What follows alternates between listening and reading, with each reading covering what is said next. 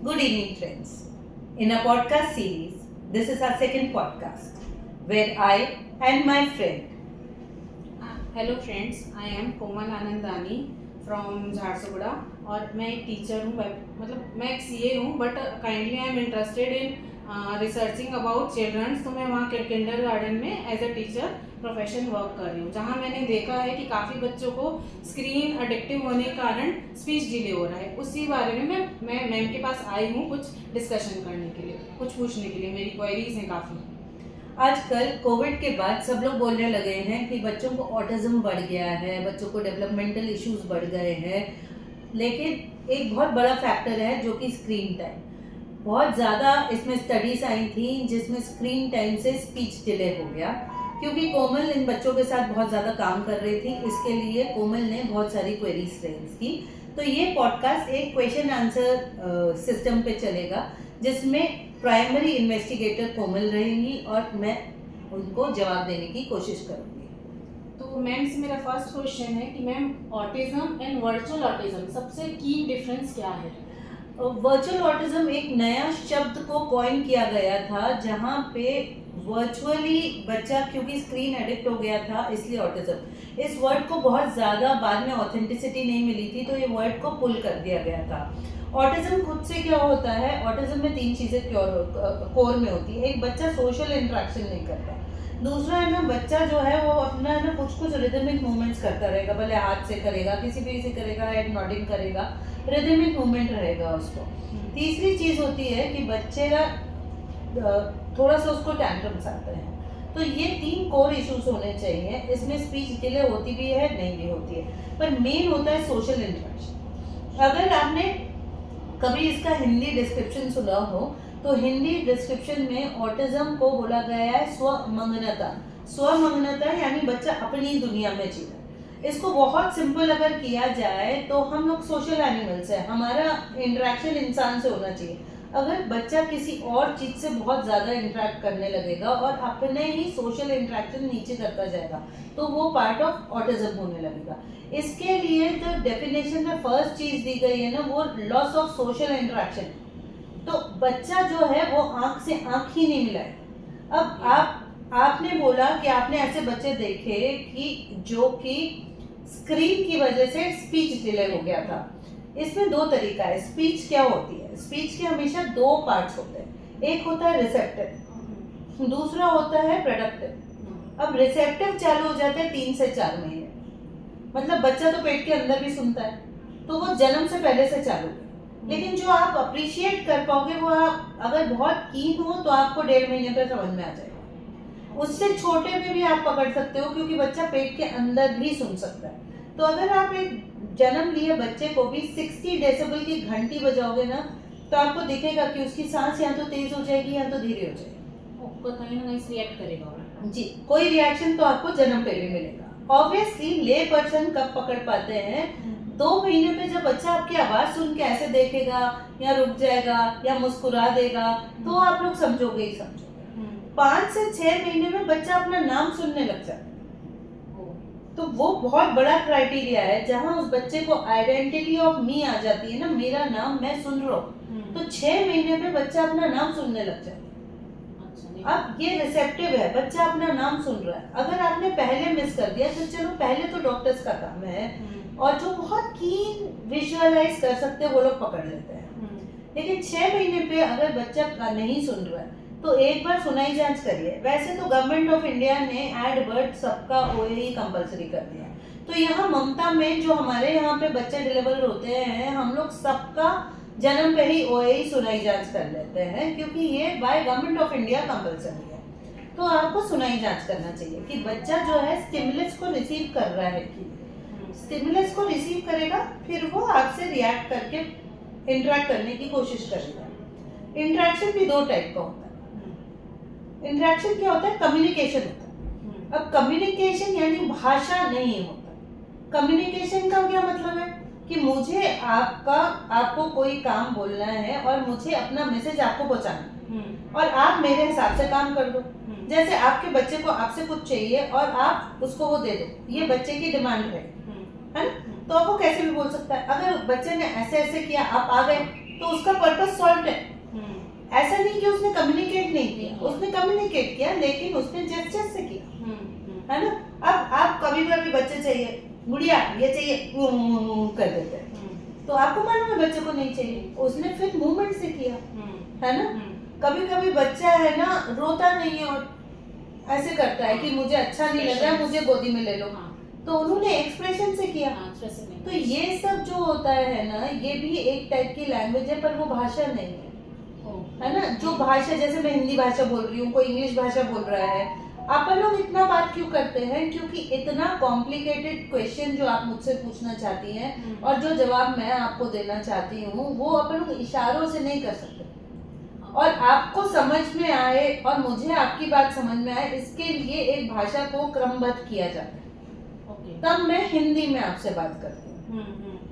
अगर आपने बच्चे के सारे इशारे समझ लिए और बच्चे का सोशल इंटरेक्शन भी कम रखा, कि वो घर में ही रहता है, घर में 2 ही लोग रहते हैं और वो उसके सारे है ना इशारे समझ लेते हैं, तो बच्चे को जरूरत नहीं है बात करने। हाँ, वो लैंग्वेज एक्वायर ही नहीं कर पाता है और वो सिर्फ पॉइंटिंग आउट करके अपना मैसेज भेज देता है, क्योंकि भाषा का इस्तेमाल ही अपना बात आप तक पहुंचाना है, हाँ, तो वो बच्चा तो इशारे से हाँ, अपनी बात pointing आप out। तक पहुंचा दे रहा है। पॉइंटिंग आउट करके ही वो स्टार्ट करते हैं बच्चे, मैंने यही देखा है। लेकिन पेरेंट्स को कब अलर्ट होना चाहिए, वो अभी तक पेरेंट्स देखिए, जो बहुत विजिलेंट पेरेंट्स है ना, उनको 6 महीने में अगर उनका बच्चा नाम को नहीं रिस्पॉन्ड कर रहा है तो अलर्ट हो जाना चाहिए।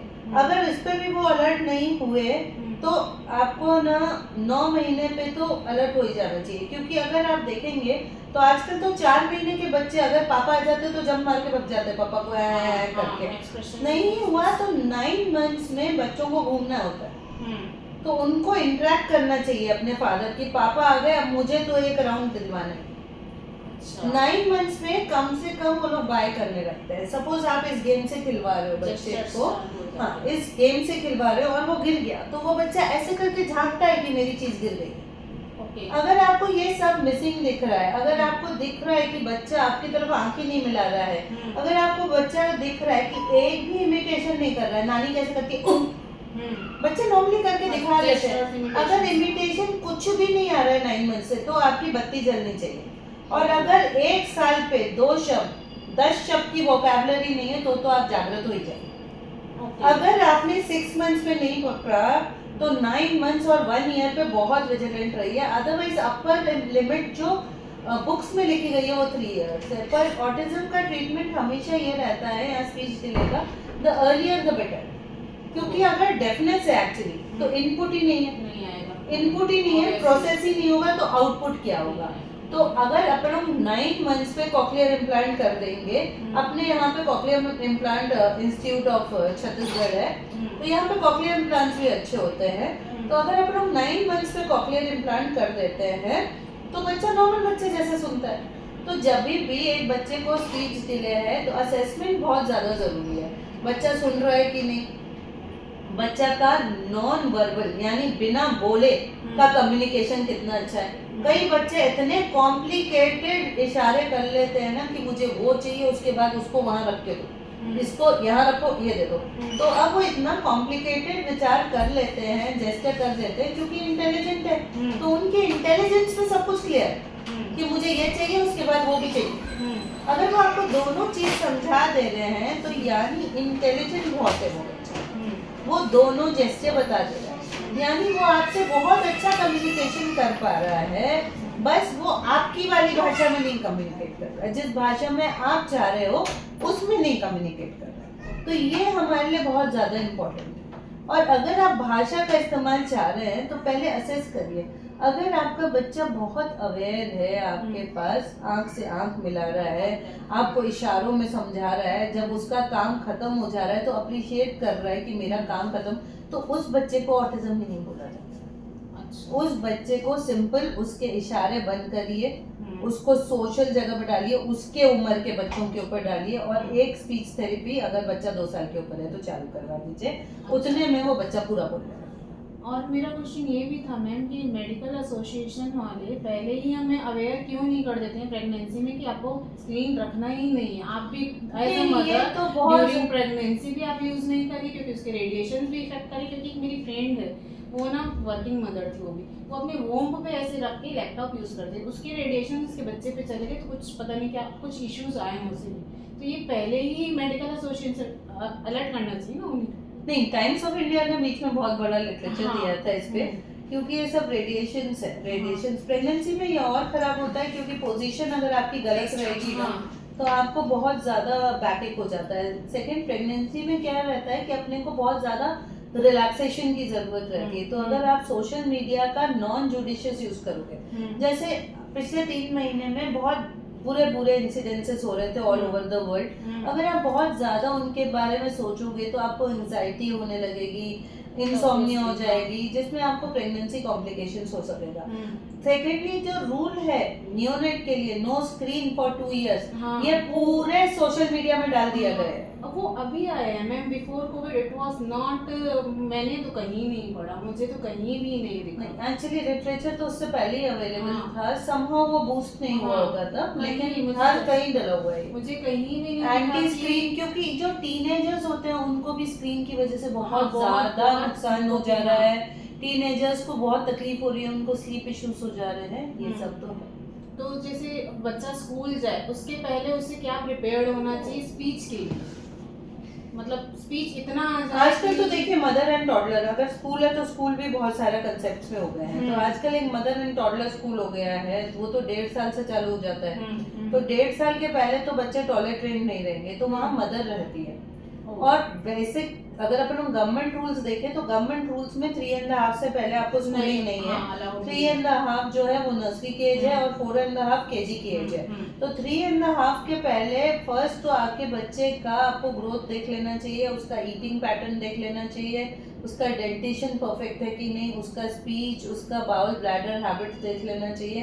वैक्सीनेशन पे बहुत ध्यान देना चाहिए कि वैक्सीनेशन कंप्लीट करके बच्चों को डालें, ताकि उससे जब प्रिवेंटेबल डिजीजेस है ना वो हो जानी चाहिए। एट 3.5 years ना बच्चा स्टोरी बता सकता है कि मेरे साथ ये हुआ, वो कंप्लेन कर सकता है, उसकी अंडरस्टैंडिंग फुल होती है। क्योंकि 3.5 इज द एज जहाँ बच्चा कहानी बता सकता है आपको पूरी, तो वहाँ पे वो आपको एटलीस्ट अपनी भावना बता देता है। इसके लिए बाय गवर्नमेंट 3.5 years लिया गया है। ओके। और जैसे कुछ बच्चे डिले हो गए 2 इयर्स तक, मोस्ट प्रोबेबली अगर हो गए डिले, तो पेरेंट्स मतलब क्या करें?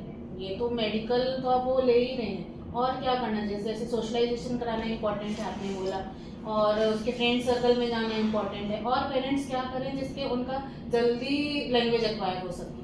देखिए, सबसे पहले इस पे मैं एक पॉडकास्ट और करना चाह रही थी, मदर्स ऑफ स्पेशल चील्ड। अगर आपने कभी ध्यान दिया हो कि मदर्स आर द क्रक्स, माँ के पेट से बच्चा निकलता है, तो एक the place called age home is mother. उस बच्चे का घर है माँ, क्योंकि वो माँ के अंदर से निकला है। तो जो माँ डिप्रेस हो जाएगी वो माँ कभी अपने बच्चों को आगे नहीं बढ़ाती। अच्छा। आज हम लोग बहुत अच्छे युग में पढ़े, क्यों? क्योंकि टेक्नोलॉजी हमारे साथ है। जो ट्रीटमेंट आज पहले अमेरिका सिंगापुर में मिलता था, आज हमारे दर पे मिलता है। आप कभी भी ध्यान दीजिए, आपको 7 hours पर वीक की थेरेपी सपोज आपने भाग ली, लेकिन वो पर डे 1 hour होगा, कोई लोग 2 hours दे देते हैं, बाकी 22 घंटे आपका काम। वो तो मैं पता है मुझे कि सेकेंडरी है थेरेपी, है ना, तो 22 घंटे आपका काम। अब मदर को टारगेटेड जाना है, सीढ़ी बाई सीढ़ी। तो सबसे पहले आपको मैंने बताया कि बच्चा 2 महीने का होता है तो आई टू आई कॉन्टैक्ट करता है, 2 महीने पे ही आपको देख के मुस्कुराता है, 6 महीने पे अपना नाम सुनता है, 9 महीने पे वो बाय करने लग जाता है, कोई बाहर जा रहा है तो उसको जेस्चर देने लगता है, 9 महीने पे उसकी मम्मी बाहर गई तो उसको डर लगता है मेरी मम्मी मुझे छोड़ के जा रही है। तो जैसे उसका डेवलपमेंट है वैसे ही आपको चलना है। आप एकदम उसको थेरेपी से बम्बार्ड नहीं कर सकते। सबसे पहली चीज़ है कि आप उससे आई टू आई कॉन्टैक्ट बनाओगे, कि आप उसकी तरफ देख रहे हो तो उसकी आंख में देखोगे। तो first thing eye to eye contact, second thing उसको उसका नाम मालूम होना चाहिए, थर्ड थिंग उसको अपनी आइडेंटिटी होनी चाहिए कि ये मैं हूँ, ये मेरी मम्मी है, ये मेरे पापा है। उसके बाद आप उसको बाय वगैरह सिखाते हैं। जी, एक चीज़ होती है क्रोनोलॉजिकल एज, कि मेरा बच्चा 2 साल का है और एक चीज़ होती है मेंटल एज, कि मेरा बच्चा इस वक्त मेंटल एज कौन सा है। अगर आपको लगता है कि आपका बच्चा ऑटिस्टिक है तो एक एमचैट करके फ्री फॉर्म पड़ा है गूगल पे, आप वो फॉर्म डाउनलोड करिए, वो हर भाषा में आप उसको डाउनलोड करिए, शांत दिमाग से भर के भरिए। यदि आपको एक भी पॉइंट ऐसा लगता है कि मेरा बच्चा ऑटिज्म की तरफ जा रहा है तो आके हमसे मिलिए। उसके बाद हम आपको स्लो तरीका बताएंगे कि आपको कैसे आगे बढ़ना। जो आपके बच्चे की मेंटल एज निकाली जाएगी, स्कूलिंग उसके हिसाब से, अच्छा, उसके एज period होगा जी।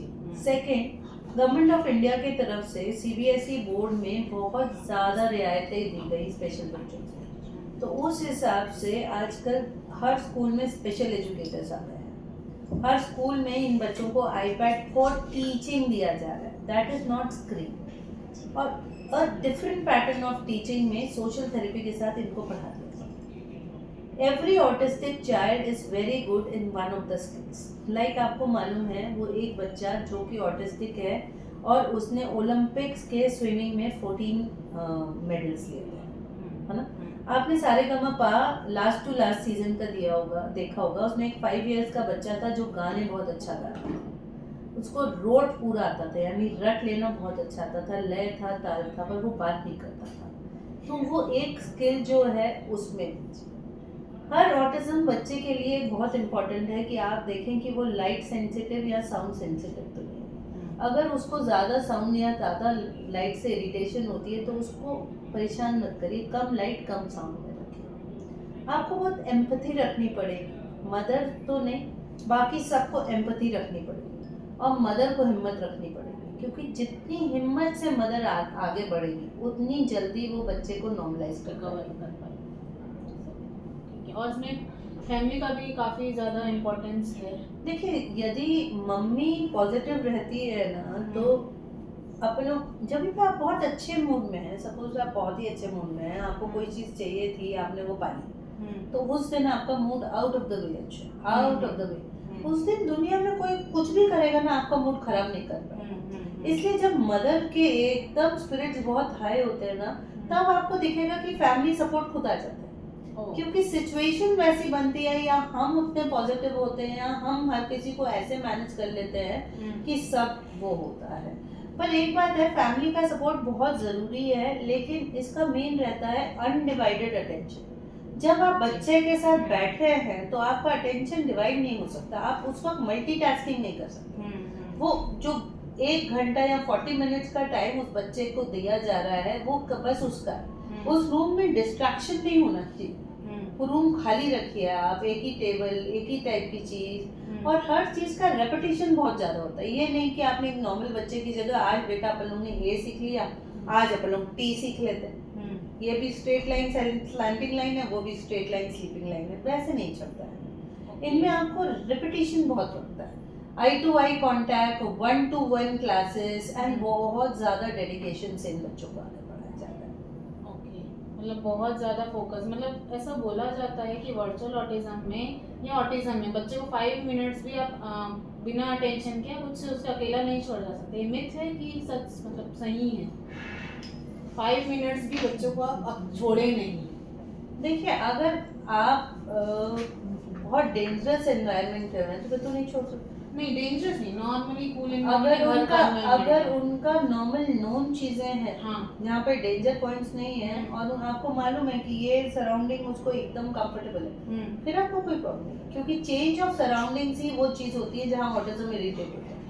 और ये बहुत एक्सप्लोर करते जाते हैं चीजों को। तो अगर आपने नाइफ रख दिया तो आपको डेंजरस है, अगर आपने गैस के पास पकड़ लिया तो डेंजरस है, अगर स्विमिंग पूल है सामने तो डेंजरस है, अगर ये सब नहीं है, नहीं तो फिर नहीं है। हाँ, आप अनअटेंडेड एट हाउस नहीं रह सकते, that is impossible, there has to be somebody, पर आप उसके सर पे मत चढ़ के करो। हाँ, वही कि उस पे बमबार्डिंग नहीं करनी है, नॉर्मली जैसे बच्चों से बात की जाती है वैसे ही करना है, eye to eye contact. Normal बच्चा तो आपको आई टू आई कॉन्टैक्ट दे ही देता है, इनमें आपको बनाना होता है आई टू आई कॉन्टैक्ट, मतलब आपको अटेंशन कैसे भी करवा के, जैसे भी उसकी आई की आई कॉन्टैक्ट करवा के फिर वो करवाना है। जब भी अपना नाम सुनने लगता है ना, तब अपन को वो चाहिए कि वो अपने नाम को हमेशा अप्रिशिएट करे।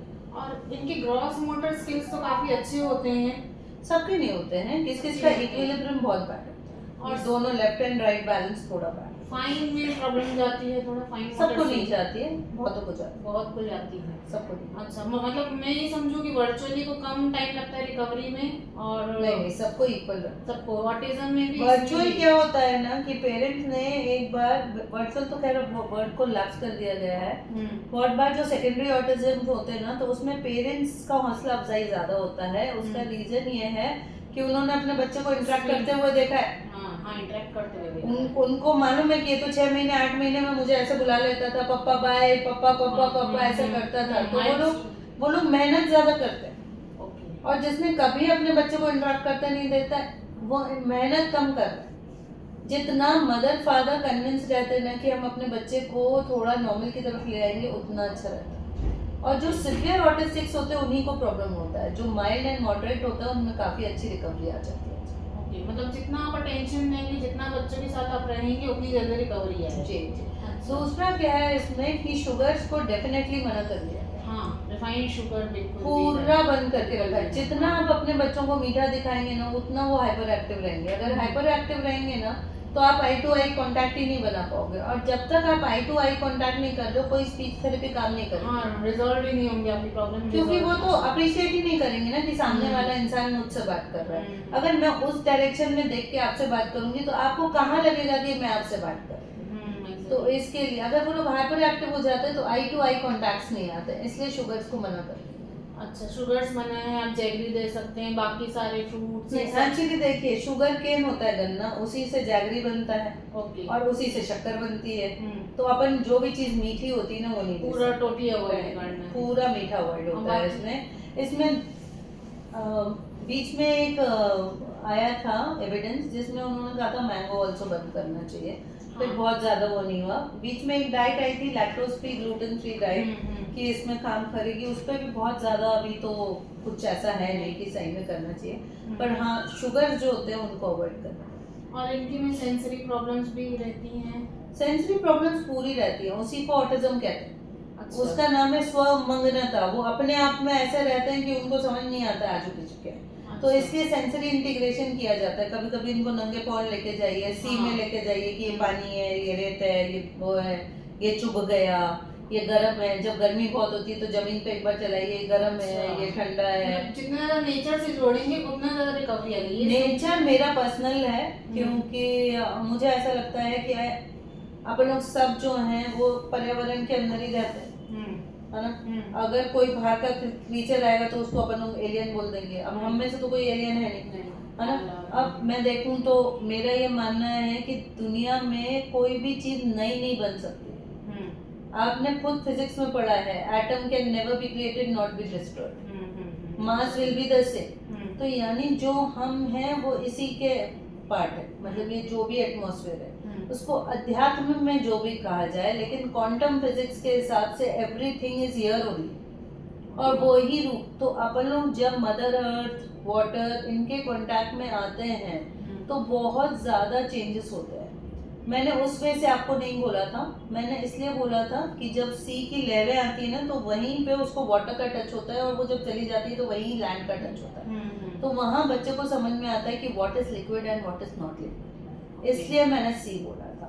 ऐसे आप भले घास में भी कर सकते हैं। अगर आपने वाटर किया है घास को तो गीली घास, सूखी घास, घास और जमीन, घास और पेबल, क्योंकि उसको सब मालूम होना चाहिए कि ये सब टच में अलग है। फिर आपको भारी चीज और हल्की चीज, बड़ा बॉल, छोटा बॉल, ये सब बताना होता है। इस सब को सेंसरी बोलते हैं। जैसे आपने मल्टीपल टाइप के बॉल्स रख दिए तो ये छोटा है, ये बड़ा है, ये छोटा है, ये बड़ा है, कि इसकी साइज बड़ी है, इसकी साइज छोटी है। अगर आपने ना वेट लिया तो ये 100 ग्राम है, ये 1 किलो है, ये भारी है, ये हल्का है, ये भारी है, ये हल्का, ये भारी। जैसे आपने आलू रख लिया, 2 आलू का वेट एक चिल्ली में, आधा किलो आलू, कौन सा बड़ा है, तो उसको ये सब, क्योंकि ये सब वो नॉर्मल चीजें हैं जो हमें भी मालूम होती है कि ये भारी है, ये हल्का है, ये रफ है, ये प्लेन है, ये गीला है, ये सूखा है, ये गर्म है, ये ठंडा है। तो सब सेंसेशंस को स्टिमुलेट करना है, तब तो बच्चा दुनिया में वापस लौटेगा।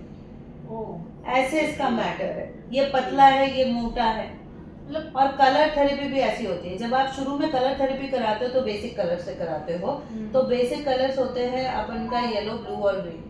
तो एक वॉल को येलो रखा जाता है, एक ब्लू, एक ग्रीन। तो शुरू में बेसिक कलर्स बताया जाता है और अलग से व्हाइट एंड ब्लैक बताया जाता है। उसके बाद धीरे धीरे धीरे धीरे दूसरे कलर से ओरिएंट किया जाता है। इसमें जब अपन लोग ऑक्यूपेशनल थेरेपी करते हैं तो उन लोग का काम है कि आपको है ना एक दो कलर एक टाइम पे सिखाएं। तो उन लोग के पास जैसे सिलेंडर्स हैं तो वो छोटा सिलेंडर रखेंगे, बड़ा सिलेंडर रखेंगे, वाइट ऑरेंज ऑरेंज सिलेंडर यहाँ रखो, वो वहाँ रखो। इसके साथ वो लोग साइज का कॉन्सेप्ट डालते हैं। तो जैसे रिंग होगी तो उसमें वो सिलेंडर को फिक्स करते हैं, तो उससे उनको डेप्थ का पता लगता है कि ये नीचे डाला तो ये हिस्सा नीचे चला। तो डेप्थ, इस तरीके से आपको इनकी ट्रेनिंग्स करनी पड़ती है। तब आप इनको साइज, वेट, टेक्सचर और डेप्थ चारों चीज बताएं। फिर आपने देखा होगा ऑक्यूपेशनल थेरेपी में ऐसे स्लैंट स्लोप पड़े हुए हैं और सीढ़ियां बढ़ाई गई हैं, क्योंकि वो सब आपके प्लेटफॉर्म्स हैं जो चेंज हो रहे हैं और उस पर आपको वॉक करना है। वो नेट्स लगे रहते हैं जिस पे आपको चढ़ना है, तो वो इक्विलिब्रियम के लिए है। बड़े बॉल्स होते हैं ऐसे ऐसे झुलाने के लिए, वो बैलेंस के लिए होता है ना। वैसे ही झूले मिलेंगे आपको जिसमें झूले झुलाने हैं, वो सब बैलेंसिंग के लिए। Brain balancing, right right and left balancing नहीं होता है। ये वाले बच्चे को इक्विलिब्रियम थोड़ा हिला रहता है। तो जैसे बच्चा भाग के आया, फुटबॉल को मारेगा आगे और खुद गिरेगा पीछे, क्योंकि बॉडी इक्विलिब्रियम में नहीं मैनेज कर सकती। तो ये सब जो है आपका ऑक्यूपेशनल थेरेपी, ये इक्विलिब्रियम बैलेंस करते हैं।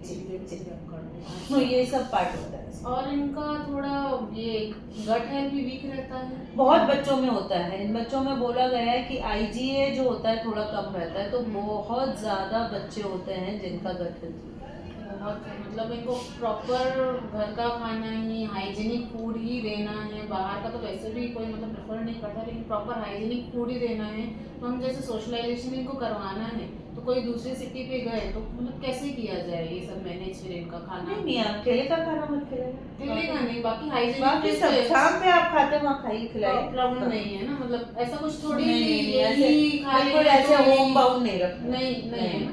बस वाटर हाइजीन रखिए आप, हाँ खुला पानी मत पिलाइए। हाँ बस वैसे जैसे प्रॉपर हाइजीन तो हम अपने लिए भी एप्लीकेबल करेंगे, तो जैसे आप लोग रहते हैं वैसे। Thank you so much. Hope हमारा ये पॉडकास्ट आपको काम आएगा। Thank you.